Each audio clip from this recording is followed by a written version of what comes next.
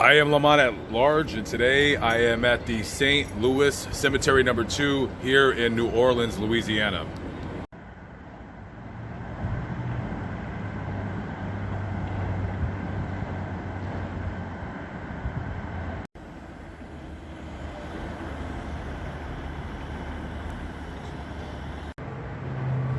So this here is the crypt of Claude Treme and his wife Julie Moreau. He was a young man who was born in France in 1759. He came to New Orleans as a young man to open up a hat business. He was a hat maker. That was his trade. But the history looks back on him as a lazy guy. Didn't really want to work very hard. I did some time in prison here in Louisiana. He killed a slave. He got about 5 years in prison. He did that. So he got out and he met up with this young woman, Julie Moreau. Her father was an owner of a plantation out here. And after they got married and the father died, it became the Treme plantation. And he then divided up the plantation into different little plots and sold the plots to free black people. So I guess he kind of did good in that aspect.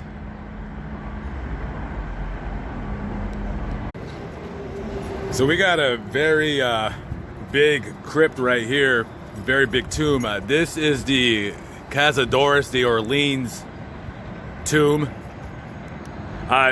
Tombs like this were very popular in the 1800s. This is what you would call a society tomb or a tomb, a club, if you will, whatever word you want to use. So basically, this is how it would work.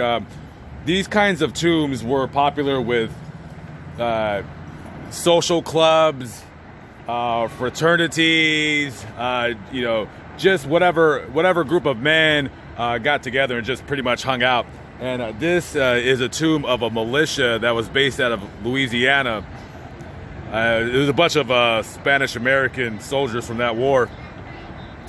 And the good thing about being a member of a fraternity or an order or what have you is that when you paid your membership dues, what it allowed you to, when you died, you would be able to be buried in a tomb such as this.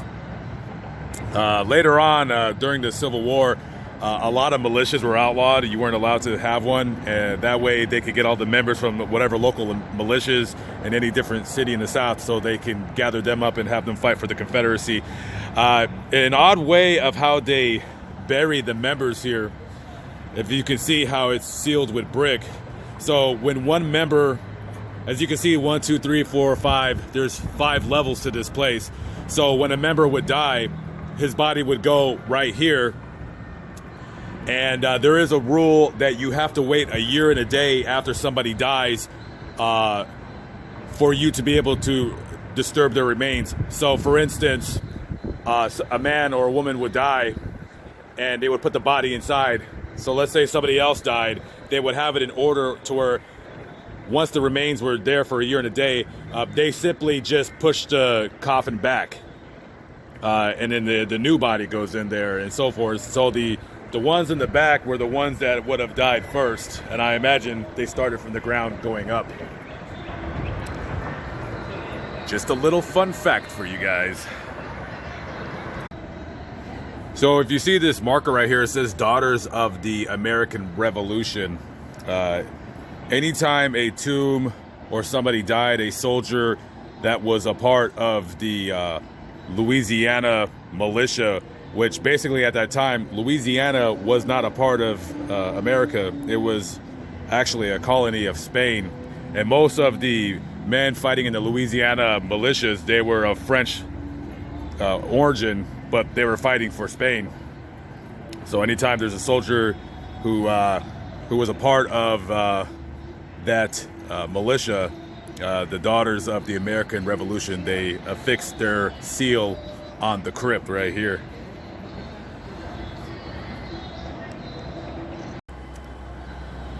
This is the grave of Major Daniel Karmic. He's buried along with Margaret Copperwaite.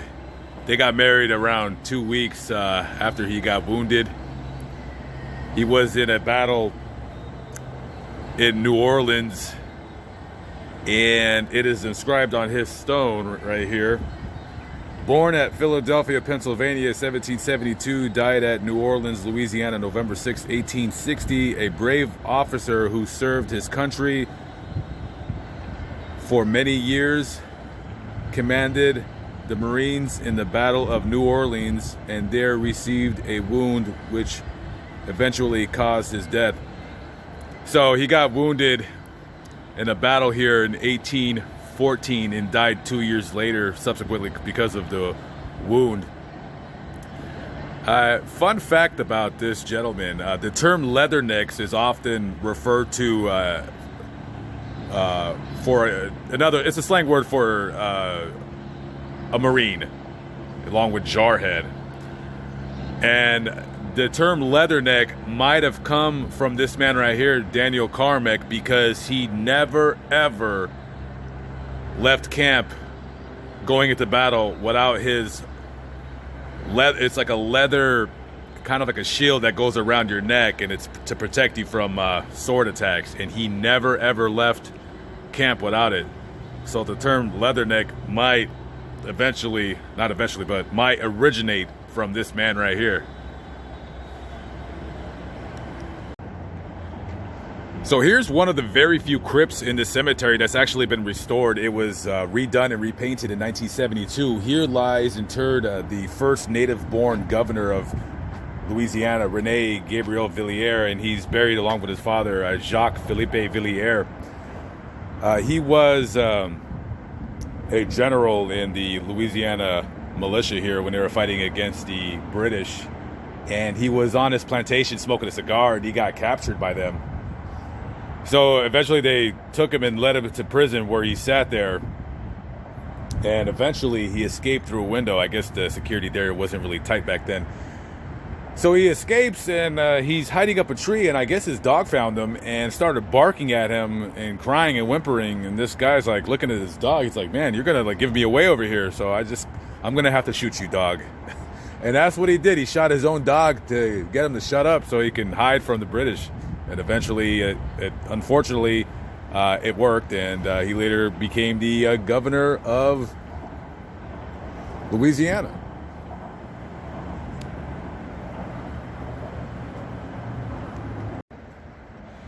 Here's an interesting grave. This is the grave of Placide Forstall.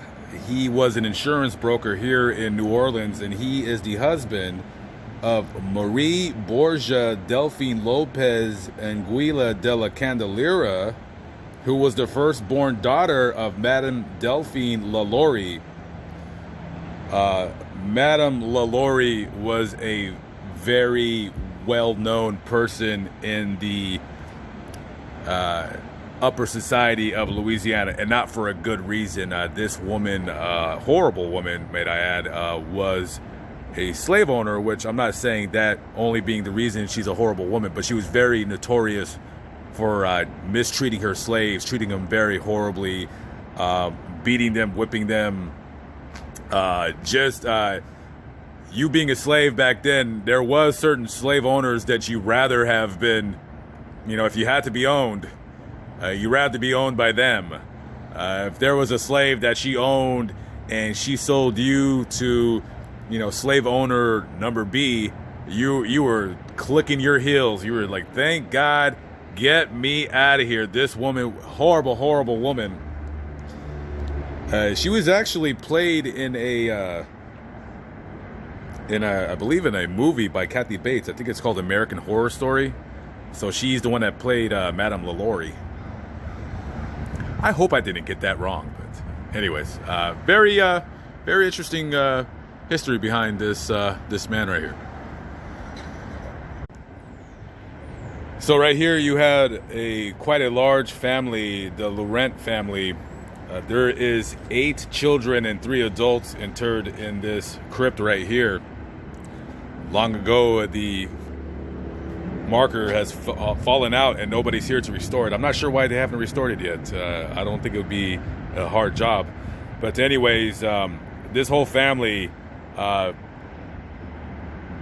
died from diseases. Back in the days, of course, with the invention of modern medicine, we we're lucky to live in a time now where if you come down with a disease, you just go to the doctor and eventually, hopefully, you will be cured of what ails you. But back in those days, you had malaria, you had influenza, yellow fever, tuberculosis, all kinds of diseases. And this family right here, they all died from one of those diseases that I mentioned.